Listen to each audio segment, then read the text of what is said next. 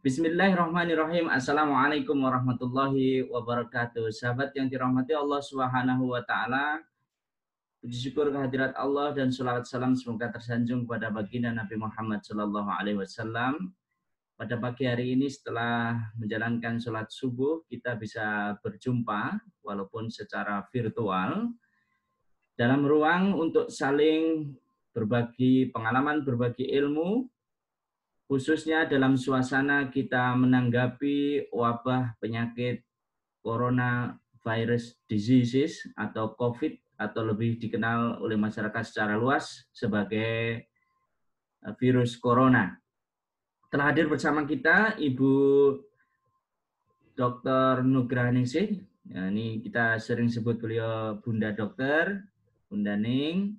Beliau adalah sahabat Yakwa aktif yang setiap saat mendampingi kita untuk bisa paham terhadap gejala-gejala kesehatan, kemudian bersikap terhadap fenomena yang terkait dengan kesehatan, dan khusus untuk musim sekarang ini, di mana kita sedang menanggapi wabah penyakit corona, perlu adanya edukasi yang baik dari sumber yang terpercaya mengenai pemahaman tentang penyakit corona tersebut. Ibu Dr. Ning telah berada di jalur ini dan siap untuk memberikan ilmu dan juga berbagi saran, berbagi nasihat untuk kebaikan kita. Bapak Ibu sekalian dan para sahabat, mari kita ikuti Bu Dr. Ning, apa kabar? Alhamdulillah, kabar baik Pak Rohani dan semua sahabat Yakwa. Alhamdulillah Ibu, jadi kita buka line ini bukan biar seperti TV ya, karena kita bukan TV itu. Tetapi untuk menjembatani komunikasi antara para sahabat dengan sumber belajar yang bisa dipercaya. Bisa diberikan pengantar dulu Ibu, apa sih sebenarnya yang harus masyarakat pahami tentang virus corona? Dipersilakan Ibu. Terima kasih Pak Rohani atas kesempatan yang diberikan. Virus corona ini sebenarnya suatu penyakit yang disebabkan oleh virus, di mana virus ini menimbulkan infeksi pada manusia. Seperti ciri virus pada umumnya bahwa virus itu hanya bisa bereplikasi atau berkembang biak ketika dia berada pada makhluk hidup, ya, pada manusia atau pada hewan. Nah, pada awalnya memang virus ini adalah virus pada hewan, yaitu pada kelelawar. Nah, kalau pada kelelawar, virus ini tidak menimbulkan penyakit, tetapi ketika kemudian ada suatu dia berpindah hostnya ke manusia, virus ini mengalami yang disebut mutasi. Mutasi itu adalah perubahan genetik sehingga virus ini bisa beradaptasi pada manusia dan menimbulkan keadaan yang disebut dengan sakit. Nah, sakit corona ini karena virus itu bukan benda yang bisa kita lihat seperti batu atau apapun, maka ini akan menjadi hal yang perlu perlu bahwa masyarakat itu tahu bahwa virus itu ada begitu. Jadi karena yang sangat kecil tidak bisa dilihat, sehingga kadang-kadang orang mengatakan agak meremehkan karena dia tidak melihat bahwa virus itu sebenarnya ada di mana-mana. Jadi yang sedang kita bicara adalah masalah virus ya Bu, bahwa virus itu tidak terdeteksi, tidak terlihat oleh mata, keberadaannya tidak disadari. Benarkah demikian ya Ibu? Iya, karena dia ukurannya yang sangat kecil, lebih kecil dari bakteri. Sedang bakteri saja tidak bisa kita lihat, apalagi virus. Ukurannya sangat kecil. Baik, baik. Lalu kemudian kalau situasinya seperti ini, social distancing atau kita menjauh dari keramaian itu, bisa dikatakan ya Ibu, bagaimana sih biar orang itu bisa memaknai, biar ini bisa masuk akal gitu loh. Jadi selama ini kalau saya tidak keliru membaca, social distancing itu baru bergaung di media sosial, tetapi di kehidupan yang nyata nampaknya orang masih kumpul-kumpul. Coba mumpung ini Bu Dokter yang ngendikan ini, monggo Bu diberikan kesadaran. Kenapa sih harus tidak boleh kumpul-kumpul dulu begitu? Silakan Ibu. Saya Ya, sapa dulu. Ada siapa ya? Bang Tin ini. Ya Pak Tin. Siapa yang baru bergabung nih ya? Oppo A9 siapa ya? Pak Tin ini atau siapa? Pak Teja bukan ya? Oh, enggak tahu ini. Saya belum Ya, tersambung ini apa namanya audionya. Dipersilakan ya, Bu Dokter dilanjut dulu.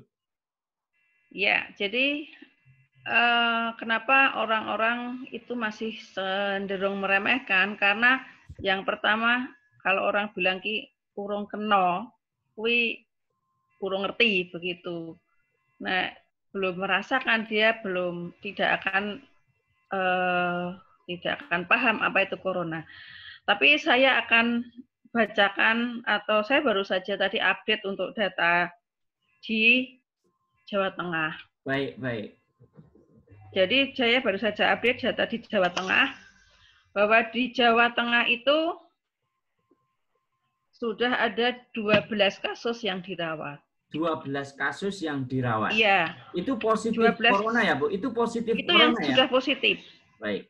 Yang sudah positif. Jadi 12 kasus yang sudah positif corona itu ada 4 di Rumah Sakit Karyadi, 4 di Rumah Sakit Karyadi, 4 di Rumah Sakit Muwardi Solo, 1 di Rumah Sakit Tidar Magelang, 1 di Rumah Sakit Wongsonegoro Semarang, berarti Semarang ada 5 ini yang positif. 1 di RSUD Kraton Pekalongan, dan 1 di RS Margono Purwokerto. Baik. Jadi dari 12 ini yang meninggal itu 3. Yang 3 meninggal orang baik. meninggal. Baik, baik. Ya. Jadi sebenarnya angka kematian di Indonesia itu cukup tinggi karena dia sudah di atas 8%. Standar WHO untuk jadi pandemi itu 8%. Tapi yang lain-lain dulu di awal itu diremehkan bahwa ini angka kematiannya cuma 3%. 97 sembuh. Tapi kenyataannya di Indonesia, saya baru update tadi, angka kematian karena coronavirus ini 9%. Jadi cukup tinggi ini. Angka kematian itu diperoleh dari jumlah positif itu dibandingkan dengan yang meninggal, begitu ya Ibu? Iya, jumlah meninggal dari yang positif. Jadi untuk di Indonesia itu sudah 48 meninggal dengan kasus positif itu 537. Jadi Baik. 9% itu Bisa meninggal. diulang angkanya, bisa diulang Ibu? Yang angka nasional itu 48 orang sudah meninggal di Indonesia. 48. Ini bukan jumlah yang sedikit. Untuk 537 positif. Baik, baik. Ini belum yang PDP, Baik. PDP itu pasien dalam pengawasan. Iya. Jadi baik, masih Bu, menunggu hasil biasanya. Karena kebetulan ini sudah tersambung dengan beberapa sahabat, semoga komunikasinya lancar. Kita beri kesempatan. Bu Ferry, bisa dengar suara kami, Bu Ferry? Nggih, alhamdulillah sudah bisa dengar Ustadz. Mantap. Bu Ferry beberapa waktu yang lalu memberikan pandangan-pandangan juga secara kesehatan tentang corona dan akibatnya, terutama dalam pandangan secara sosiokultural ya, etnisitas dan juga antropologi. Bu Ferry, mumpung ada Bu Dokter ini, kalau Bu Ferry ingin menyampaikan pertanyaan atau mungkin konfirmasi terhadap suatu pendapat, dipersilakan Bu, sehingga ada tanggapan dari Bu Dokter. Dipersilakan Bu Ferry. Nggih, terima kasih. Assalamualaikum warahmatullahi wabarakatuh. Pak Ustadz Rohani, Ibu Dokter Neng, dan juga teman-teman semua, sahabat Yakwa yang tergabung dengan diskusi pada pagi hari ini. Mungkin saya akan menanyakan beberapa hal, Bu Dokter. Kebetulan saya juga bekerja di transportasi umum Transjateng, nggih. Saya juga ada kesempatan untuk berhitung uang dari para penumpang nggih, hasil pendapatan dari mereka. Kemudian saya juga kadangkala ada piket menjual tiket di fasilitas umum di halte-halte. Tentunya mungkin saya hampir sama nggih dengan para dokter maupun perawat, walaupun mungkin resiko persentase resiko tertularnya saya mungkin persentasenya sedikit mungkin nggih daripada dokter maupun perawat. Karena kita interaksinya juga langsung dengan konsumen. Ada juga yang batuk dan lainnya mungkin nggih. Nah, di situ saya pertama mendengarkan ada virus ini, kita merasa waspada nggih, karena kita seringkali berinteraksi langsung dengan penumpang gitu. Nah, kemudian setelah banyaknya kajian-kajian di media sosial, kemudian saya berusaha searching, kemudian saya melakukan perbandingan antara kehidupan Italia dengan Indonesia. Akhirnya setelah saya searching kehidupan mereka seperti apa, Indonesia seperti apa, kemudian saya agak sedikit lega gitu, Kuning. Mungkinkah pandangan saya seperti ini itu bisa dibenarkan, nggih? Itu yang pertama. Kemudian yang kedua, selain saya bekerja di transportasi umum, saya juga mengambil masas pijet itu, Buning. Kebetulan sejak adanya kasus corona ini memang saya betul-betul selektif. Saya pasti menanyakan kondisinya beberapa akhir ini, batuk, pilek, demam, dan lainnya, juga kunjungan kemana gitu saya tanya. Tetapi di saat mereka betul-betul sakit itu saya tidak tega kalau saya tidak datang, padahal mereka sudah customer gitu. Nah, kemarin ada juga updatean dari sahabat Yakwa mengenai antiseptik yang yang sirih itu nggih. Akhirnya saya membuat minyak sendiri, saya kasih campuran sirih itu, Bu Dokter. Kemudian dari hal-hal sederhana dalam kehidupan saya ini yang saya lakukan, saya berusaha membuat antiseptik alami baik oil maupun tangan. Kebetulan saya juga ada pengadaan dari kantor saya yang suruh nyari hand sanitizer, alkohol dan lainnya. Kebetulan itu grosir-grosir di kota-kota Semarang itu banyak habis. Dan kita disemayani disuruh menunggu barang datang inden itu 3 hari bahkan 1 minggu. Itu barangnya juga belum tentu ada. Karena kita setiap kali penumpang masuk, penumpang turun, saya berhitung uang dan lainnya, kita selalu berinteraksi dengan itu, hand sanitizer itu, selain sabun. Gitu. Nah, setelah saya dari kejadian saya sendiri ini, saya sebagai terapis pijit, sekaligus saya bekerja di BRT Transjateng yang berkaitan dengan penumpang juga, adanya kekhawatiran yang sangat tinggi sebelum saya mempelajari lebih jauh mengenai hal-hal yang bisa saya lakukan mengenai penguatan antibodi saya, kemudian antiseptik yang bisa saya berikan pada minyak saya, kemudian tangan saya setelah berhitung uang, kemudian interaksi langsung dengan penumpang gitu. Kemudian saya juga mempelajari kehidupan Italia dengan Indonesia, kulturnya yang berbeda.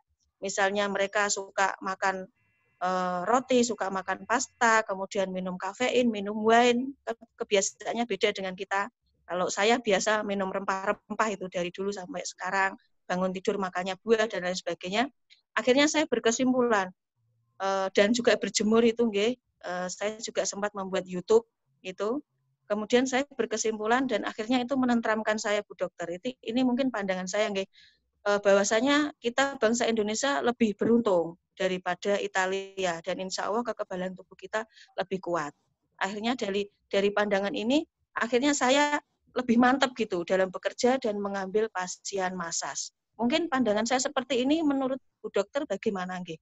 Begitu Bu Dokter.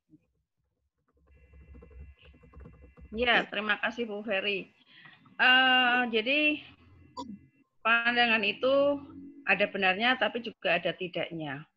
Artinya begini Bu, kita tidak boleh terlalu takut karena itu akan menurunkan sistem imun kita. Tetapi kita juga tidak boleh meremehkan. Karena kalau di sana begini, kalau di sini begini, ya pasti kita lebih kuat. Itu namanya mungkin ya, agak sedikit ini tidak. Mungkin, Jadi ya kalau di Italia kajian yang sudah dilakukan, kenapa di Italia itu penyebarannya menjadi begitu cepat? Karena orang Italia itu tidak seperti kita. Ke sana satu rumah mobilnya 10. Orang Italia tidak punya mobil, mereka dia kemana-mana pakai angkutan umum, sehingga penyebaran melalui angkutan umum itu sudah luar biasa cepat. Demikian juga di Jepang atau di mana, atau di Cina. Semua orang pergi pakai angkutan umum, sedangkan kita kan satu orang itu nyetir mobil 10, Bu. Jadi kan dia kontak sosial secara berkurang banyak juga berkurang ketika bepergian. Tetapi sistem imun kita mungkin sama dengan mereka, hanya potensinya yang berbeda. Tetapi sekali lagi kulturnya berbeda. Kalau di Italia nggak ada orang nyadran, Bu. Tapi orang kita pergi kemana-mana, tapi nyadran itu berkumpul di kuburan banyak sekali orang kan sama saja sebenarnya. Hanya sangat penting dipahami bahwa kita memang harus menguatkan sistem imun. Sistem imun harus kita kuatkan supaya kita punya kekebalan terhadap virus itu. Kita kuatkan sistem imun itu dengan jaga kondisi, bukan berarti tidak bekerja apa-apa, tidak. Cuma demikian juga dengan positive thinking, main pola pikir yang positif itu yang akan menguatkan kita. Jadi kita kuatkan dengan bahwa kita sudah berusaha menggunakan hand sanitizer, menjaga social distancing, menghindari kerumunan, kemudian stay home di rumah, bekerja. Seperti Ibu tidak bisa. Ibu dan saya sama, kita tidak bisa stay home di rumah. Karena ada pekerjaan yang harus kita lakukan. Dan itu tidak mungkin, saya juga tidak mungkin kalau tidak ke kantor, karena itu tugas kewajiban. Jadi yang penting upaya-upaya itu yang membuat kita yakin bahwa kita sudah melakukan upaya dengan benar. Anjuran-anjuran yang sudah ada kajiannya seperti penggunaan hand sanitizer, kemudian hand wash. Jadi kita tidak perlu harus hand sanitizer tidak harus seperti itu. Tapi beberapa sabun seperti beberapa sabun itu adalah mengandung antiseptik walaupun dalam kadar rendah. Anda bisa, mungkin Bu Heri dan teman-teman Yakwa semua bisa baca-baca apa sih sabun-sabun. Saya nggak nyebutkan merek, nanti dikiranya iklan ya Pak Rohani ya. Iklan ya tidak apa-apa kalau produk bukan merek, nanti saya dikiranya iklan. Ya, jadi beberapa jenis sabun. Saya sendiri di rumah memang tidak punya hand sanitizer, saya hanya satu kecil aja di bawah anak saya.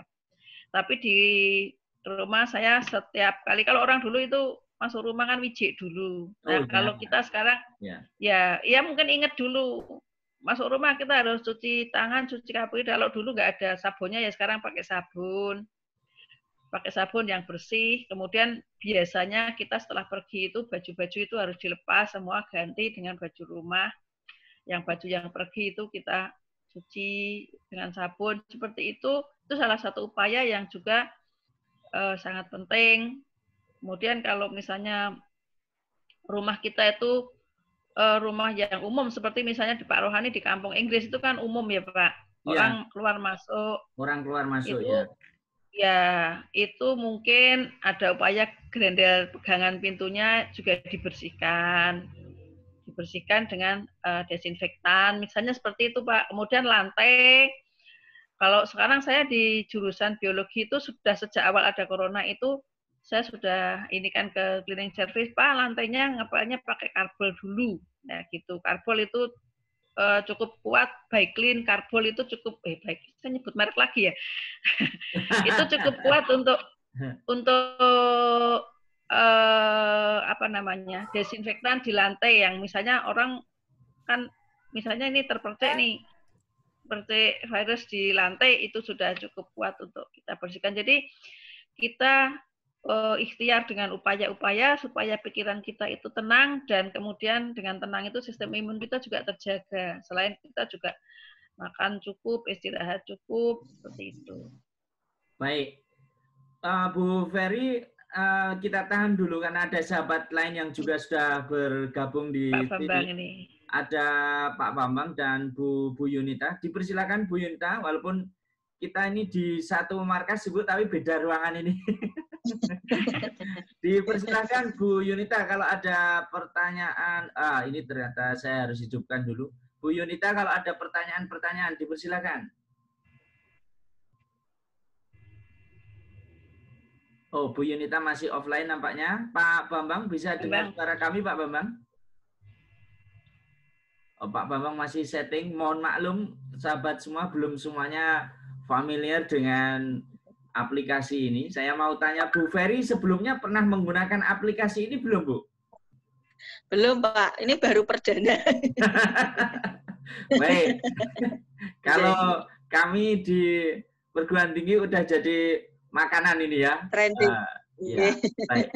Ini 10 menit lagi meeting ini akan dihentikan oleh sistem, tapi kita bisa connect lagi karena sekali sesi hanya boleh 40 menit. Ya, tapi masih ada 10 menit lagi. Baik, ke Pak Bambang masih mencoba untuk setting lagi. Ke Bu Yunita kalau sudah online lagi. Bu Yunita ada pertanyaan untuk Bu Dokter, silakan. Oh, nampaknya masih ngopeni anak itu. Ya, kayaknya hilang ini. Mungkin Pak Bambang sama ininya belum dinyalakan ya, mungkin. Mikrofonnya belum dinyalakan. Baik, kembali ke Bu Ferry lagi, Bu. Kalau tentang Italia, yang Ibu pernah menyinggung, ada dugaan bahwa orang Italia makannya roti, sehingga dia tidak lebih kebal daripada kita. Sementara kita makannya telo, gitu ya. Jadi kita lebih kebal gitu. Apa benar demikian? Tadi kayaknya sudah disinggung, tapi kita coba diperkuat. Monggo Bu Dokter. Pertanyaan ada. Iya, sebenarnya kalau dari sistem imun itu kita kan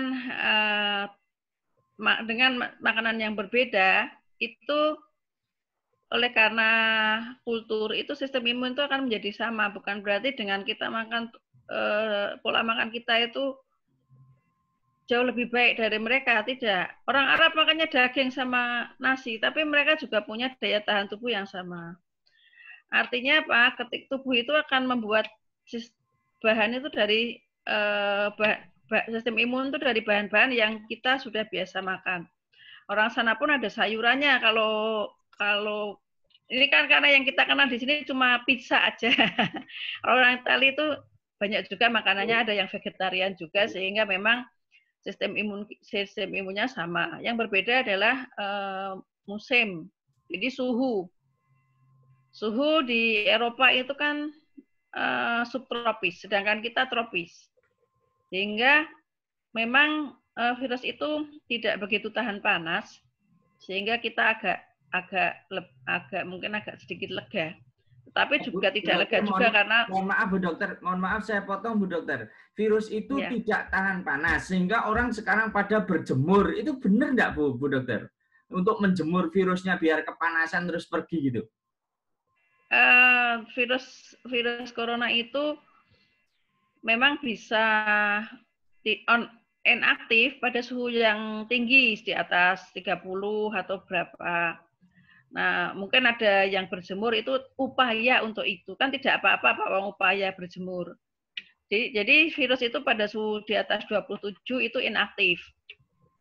Ya, jadi sehingga orang berupaya untuk berjemur supaya virus-virusnya itu mati. Itu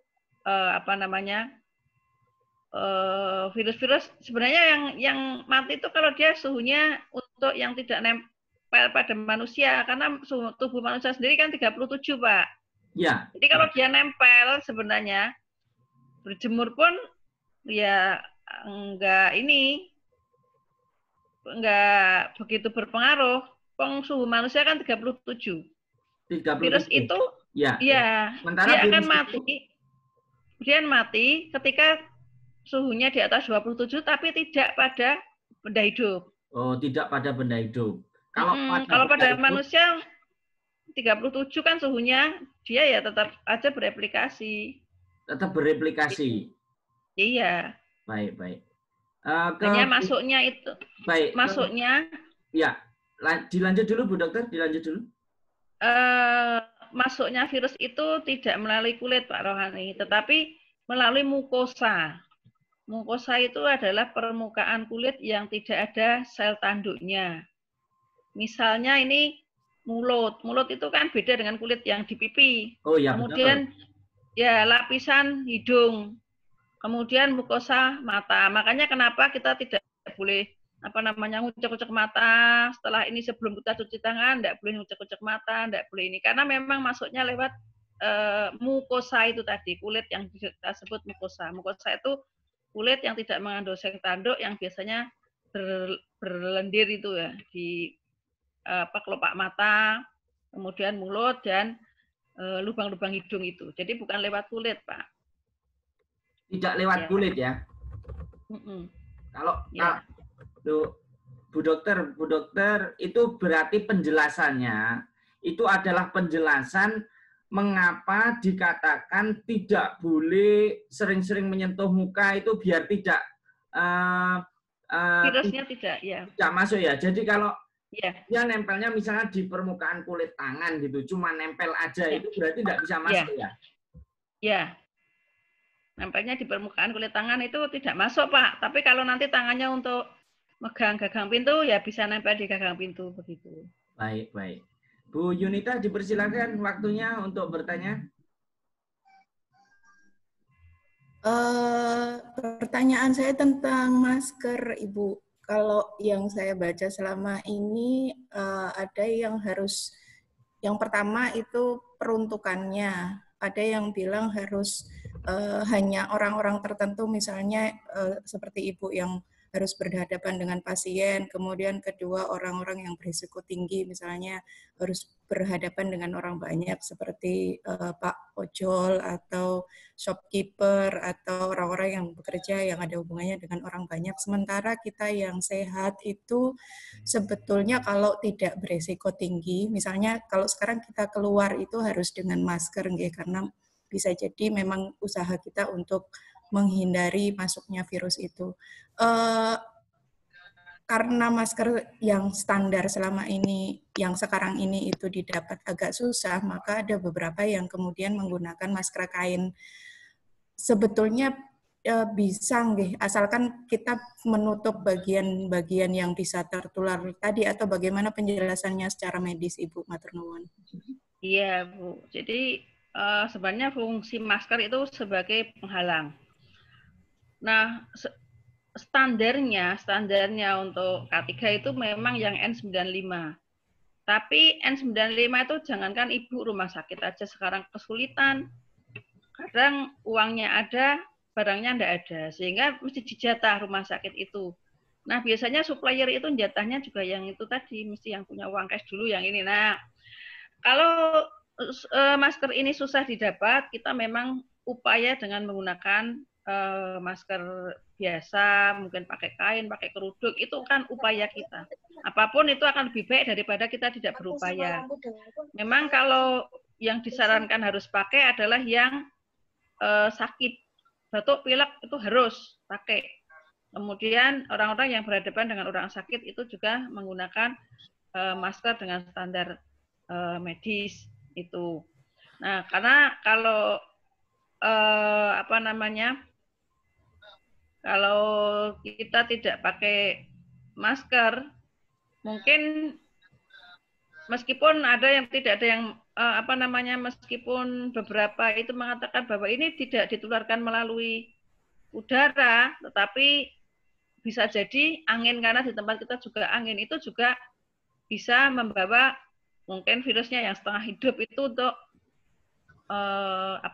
terbang begitu. Jadi kalau kita tidak ada masker yang standar, ya mungkin masker yang ada, atau misalnya kita gunakan masker kain atau apapun, itu sudah jauh lebih baik daripada kita tidak sama sekali menggunakan, Bu. Baik, baik. Bu Dokter dan teman-teman semuanya, para sahabat semuanya, karena kita dibatasi oleh sistem, sekali sesi ini hanya boleh 40 menit, ini kita tinggal 1 menit, ini sebentar lagi akan tutup, tetapi bisa buka lagi. Tapi tergantung narasumber. Bu Dokter akan segera tindak apa masih ada waktu untuk 2 pertanyaan lagi, Bu Dokter? Saya harus mempersiapkan karena hari Senin tuh piket, Pak. Baik, dengan demikian kita akhiri para sahabat sekalian. Kita semoga bisa ada kesempatan lagi untuk ngobrol tentang corona ini bersama dengan para narasumber yang berkompeten. Terima kasih Bu Dokter hari ini sudah bersama kami. Para sahabat Yakwa yang sangat komunikatif, interaktif. Bunda Isi, halo Bunda Isi, bisa dengar suara saya? Ya, dengar. Baik, Bunda Isi, ini menit terakhir ya, karena kita dibatasi dan narasumber juga akan segera dinas. Terima kasih Bunda Isi sudah bergabung, walaupun hanya beberapa menit, nanti bisa di sesi berikutnya bisa lebih interaktif. Karena Bunda Isi punya data intelijen yang banyak sekali. Bu Ferry, terima kasih. Pak Bambang Murdadi, Bu Yunita Ermawati. Wa'alaikum minkum. Wassalamualaikum warahmatullahi wabarakatuh.